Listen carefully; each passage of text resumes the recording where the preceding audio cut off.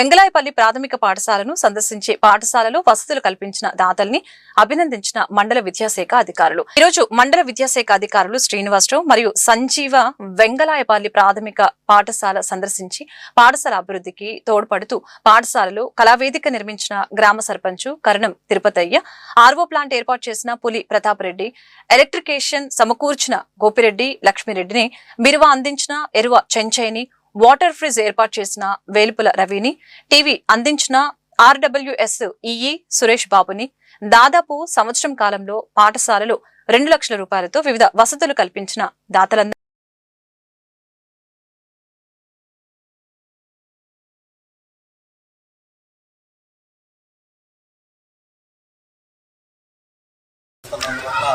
పాఠశాల ప్రధానోపాధ్యాయులు రమణయ్య గారికి, సహోపాధ్యాయుడు మాధవరావు గారికి మండల విద్యాశాఖ తరఫున ధన్యవాదాలు తెలియజేస్తున్నాం.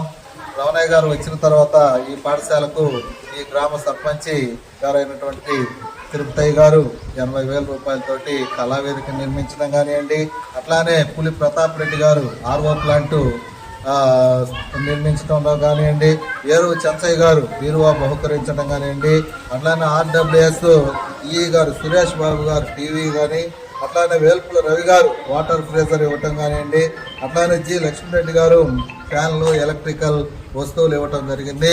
ఈ విధంగా దాతల యొక్క సహాయ సహకారాలు తీసుకొని విద్యార్థులందరినీ కూడా పాఠశాలకు రప్పించడం కానివ్వండి, వచ్చినటువంటి విద్యార్థులకు విద్యాబోధన చేయటంలో కానివ్వండి, ఎఫ్ఎల్ఎన్లో కూడా ఈ పాఠశాల ముందంజలో ఉన్నందుకు వారందరికీ కూడా అభినందనలు తెలియజేస్తూ, ఈ పాఠశాల నుంచి నవోదయ విద్యార్థులు ఈ సంవత్సరం 2 విద్యార్థులు వెళ్ళటం జరిగింది.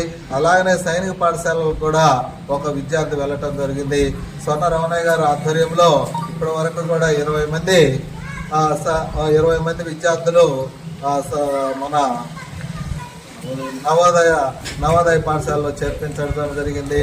అట్లానే సైనిక పాఠశాలలో కూడా 4 విద్యార్థులను చేర్పించడం జరిగింది.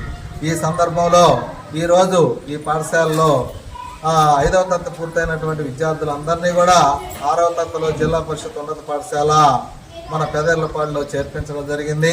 అట్లానే వెంగళాయపల్లి అంగన్వాడీ కేంద్రంలో ఉన్నటువంటి 5+ సంవత్సరాలు పూర్తయినటువంటి విద్యార్థులను కూడా మండల పరిషత్ ప్రాథమిక పాఠశాల వెంగళాయపల్లిలో